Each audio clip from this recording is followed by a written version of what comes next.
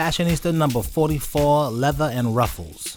We are going to extensively break down this doll and see everything she comes with. We're going to give her a body change and change her clothes and all the stuff that we normally do in our reviews. This is the most detailed review. You can only find it here on Broken Barbie TV. Okay, this tall Barbie with the Leah head sculpt has somewhat of an Asian face up, and Leah always ends up looking Asian. I'm not sure if they meant for her to look Asian, but we like it. On the back of her box, you see the other outfits she comes with. In addition, it says collect all the dolls in this wave. I like the Spanish one a lot. Okay, let's take out of the box for her close-up. She's amazing. She's a lot darker than I thought. Remember me talking about how I wanted some darker Asians? Well, I think she might be who I was waiting for, which is why I had her on my list of dolls to get. Her style isn't traditional, I'm doing the air quotes, traditional Asian girl style, but that's alright because Asian girls don't really gotta conform to any particular stereotypical look. They don't have to have black hair. They don't have to have really slanted eyes to be Asian girls. In fact, I think some of us don't realize the Bangladeshis and the Indians, they're Asians too. Like people from India, yeah, that's Asia, dude. When Americans say Asians, they're always talking about Chinese and Korean, Japanese, Vietnamese.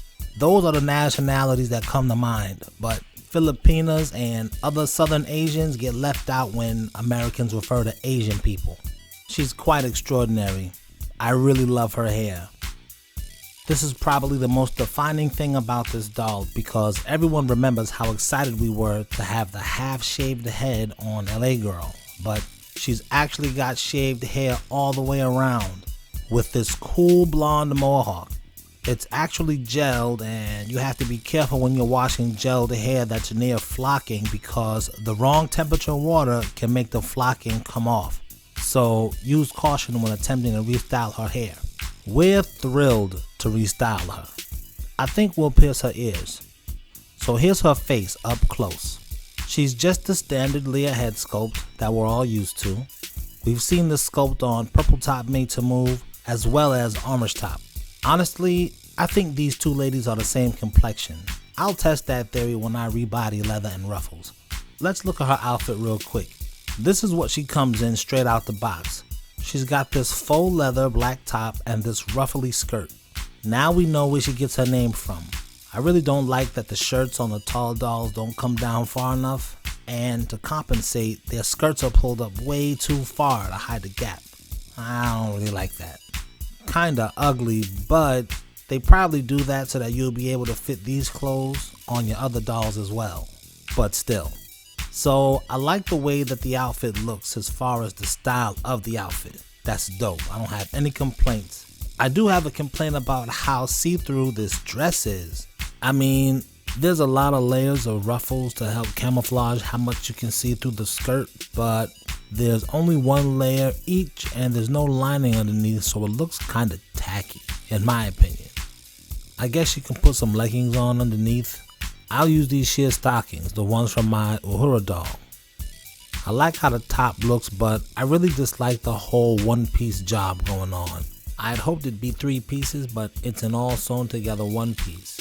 There's Velcro in the back of the top, and I love that there's elastic on the skirt as opposed to Velcro because the back's always open when you sit the doll down, and that can be annoying, so thank you Mattel for that. Let me revisit the top right fast.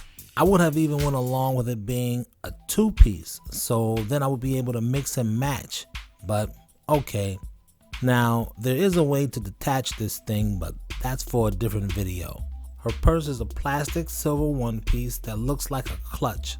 It's studded with jewels, and it does not open, although it looks like it might open. You'll notice that the purse matches the stitching in the vest, and the stitching matches the shirt. Her shoes have to be one of the most unique shoe styles that I've seen on a Playline Barbie doll thus far. They've got a texture to them and the chunky heel that has rectangular holes in it. That's a pretty clever look. What makes this doll even better is that she comes with multiple outfits, including an extra pair of shoes. which we desperately need for our other tall and our other curvies because they can't wear regular sized Barbie shoes. Not most of them anyway. Now let's try on some of the other outfits that she came with. Okay, here she is in this absolutely delightful dress that's super short. This part is spandex and stretches. I like the way it's cut and that there's no Velcro anywhere. I do dislike the straps. I'm gonna cut this off, but let me show you the shoes first. Now, these shoes are ultra exclusive. I love how detailed they are with the appearance of a chain link. Very high fashion. So here she is in the dress I adore, minus the straps that I detest. Does it look better? To me it does. You do what you're gonna do with your doll. I mean, that's why it's your doll. She is very tall compared to a regular sized Barbie, as you can see in the height difference. So if you like the stature of the doll, then just keep her like this. But I'm gonna rebody her because we're gonna use her as a character that we've already developed a storyline for. So let's see her body before we try another outfit on her. She's got the standard tall body, which is a little wide in the torso. She's a little bit of a waif, but a very sexy waif. For all of my urban friends, that's short for wafer. Her body is very appealing. She's such a darling. Very long and slender legs. She's immensely attractive. There's a lot of length without being lanky, you know what I mean? Look at her. She just towers over these hoes. I love that. She has molded undies, which we really don't like here at Broken Barbie TV. She can sit, but there's not much articulation. I hate the bent elbow, but for a display doll, she does suffice. Here she is in the last outfit she comes with. This charming pink shirt with black stitching has a cat wearing headphones on it. It velcros at the back and she's got this polka dot blue jean skirt with faded white on it. It's fitted to her body type and it also has Velcro. I put her original shoes on with this outfit because I think that it goes nicely. She's well put together and she's an all-around good-looking doll. What I really like about this doll is if you like Blasians, or if you are a Blasian, or if you're like me and you're married to a Blasian, then this doll is a good representation of a Blasian person because of her light brown skin tone, face mold, and face up. Okay? It's a combination of those things that makes her look like a Blasian in my opinion.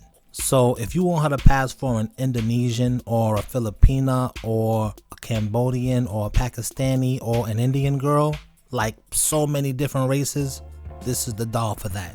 That's what I like most about this doll. Now, I'm going to show you how she'll look on a Made to Move orange top body. I think she's the same skin tone as Nikki. Before I do that, let me just show you how her shoes can fit on a curvy Barbie as well. Okay, here's Brenda. You guys remember Brenda. Wearing the heels that came along with tall, and when the heels are flat on the ground, they look level. They slide on easily, so we can share these shoes between curvies and talls. That's always a plus. Here's orange top and tall stretchy blue dress. It's tight and hugs her body nicely. Just the way I like the clothes to fit on Gypsy. In addition, she didn't need the straps I cut off, so that's pretty cool. Now, let's switch the heads. So, here she is rebodied and redressed. A couple of things. They have the same complexion because they're the same color, okay? This is pretty cool because this skin tone matches Nikki from the Life in the Dream House series, and she's advertised as a black girl. Why is that noteworthy? Because in my opinion, this is an admission without admitting black Americans have many shades and can pass for many different races. Like, as I look at these dolls, I see them passing for Latinas. So this really opens up a world of diverse play. I like that the dolls are representing our actual American society more and more. It only took Mattel 30 years to do that, but whatever. So here's what I did with the outfits. I layered the blue stretchy dress and put the vest shirt on top to try to feminize that whole punk rock look. Then I added the stockings from my Uhura doll, go back and check out that review, and some boots. I think she's absolutely delightful. I'm enjoying this head switch so much. I adore Orange Top on this body, and the two could be sisters. By the way, do not use Blue Top to switch heads with this doll. Blue Top body is way too light. Anyway, be sure to like this video and comment on this video, and subscribe to this channel while you're at it, because, I mean, come on, man. Yeah, I know y'all wasn't seeing it like this before we came on the scene. Oh yeah, and while you're at it, why don't you watch some of our older videos so you can say to yourself, oh snap, they were doing that a year ago. My favorite person just started doing that a week ago. Alright, I know some of you lurkers out there are mad at what I'm saying, and I don't give a fuck. But for the viewers I do care about, like Alfonso Wilson, Mickey Monroe, John McMillan, Seasonal Frostbite, and everybody else, all you guys have a dolly day.